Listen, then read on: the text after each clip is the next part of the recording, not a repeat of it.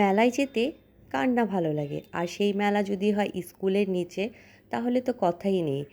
School শেষ করেই যখন মেলাতে একটু ঢুঁ মারা যায়, সেটার মজাই তো আলাদা। হ্যালো এভরিওয়ান, আসসালামু আলাইকুম। ওয়েলকাম টু রামিসার উমাইসা সিস্টার্স লাইভ। আমি আজকে রামিসার উমাইসার স্কুলে আজ থেকে শুরু হওয়া 3 দিন ব্যাপী হস্তশিল্প এবং বস্ত্র মেলার একটি ছোট্ট ভিডিও নিয়ে আপনাদের সাথে হাজির হলাম। রামিসা রুমাইসা স্কুল শেষ করে মেলাটা একটু ঘুরে দেখতে লাগলো। অ্যাকচুয়ালি মেলার এখনও স্টল গোছানো হচ্ছে, অনেকে কমপ্লিট করেছে, অনেকে এখনও গোছাচ্ছে, অনেকে এখনও এসে পৌঁছায়নি। তো বিকেল থেকে আসলে মেলাটা স্টার্ট হবে পুরো দমে।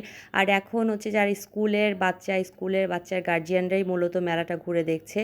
আর এখানে রামিসা রুমাইসার ফ্রেন্ড জিয়ানার আম্মুর একটা স্টল রয়েছে, কালার অ্যান্ড ক্রাফট নামে আপুর একটা পেজ রয়েছে, যেখানে আপু অনেক সুন্দর সুন্দর সালোয়ার কামিজ, তারপরে বিভিন্ন রকমের কসমেটিক্স আর অর্নামেন্টস সে বিক্রি করে থাকে। আপু তো দেখে অনেক খুশি হয়ে গিয়েছে। আপু রামিসা রুমাইসা যখন আপুর স্টলটা ভিজিট করছিল, তো আপু ওদেরকে ওয়েলকাম করলো এবং রামিসা রুমাইসা দেখতে লাগলো। আর ফ্রেন্ডের মাদের স্টল থাকলে অনেক মজা হয়। আগেও আমার এক আপুর স্টল ছিল, তার খাবারের স্টল ছিল। তো আপু এখন এই স্কুলে নাই, সো এখন আপু আবার ওদেরকে দেখে ওয়েলকাম জানানোর জন্য ওদেরকে চকলেট দিল। একটা চকলেট দুজন দুইটা নেওয়ার পর আপু বলে, তোমরা আমার স্পেশাল গেস্ট, সো তোমরা আরও চকলেট নাও। আপনারা যদি কেউ এই মেলাতে আসেন, তাহলে আপুর এই স্টলটা ভিজিট করবেন, কালার অ্যান্ড ক্রাফট। আর আমার এই যে আমি একটু আগে যে সখী নামে একটা নতুন স্টল দিয়েছে একটা আপু, ওই স্টলটা আমার অনেক ভালো লেগেছে। কেন বলি, ওখানে খুব সুন্দর করে সে নিজের হাতের তৈরি জিনিসপত্র এনেছে, আবার কাপড়ও ছিল।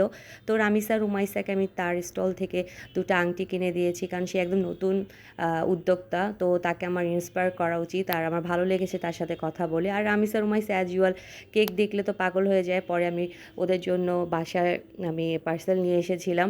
তো মেলাটা মাশাআল্লাহ সুন্দর হবে আশা করি। সবাই যারা খিলগাঁয়ে থাকেন, যদি মন চায় একবার হলেও ভিজিট করে আসতে পারেন। ছোট পরিসরে মেলা, কিন্তু সুন্দর, ছিমছাম। তো আরেকটু বড় পরিসরে হলে মানে ভালো হতো, জায়গা নিয়ে করতে পারলে। তো যেহেতু মাঠ ছিল, কিন্তু বৃষ্টির সিজন, তাই মাঠে এবার আয়োজন করেনি। তো সবাই ভালো থাকবেন, আমাদের জন্য দোয়া করবেন। আল্লাহ হাফেজ, আসসালামু আলাইকুম।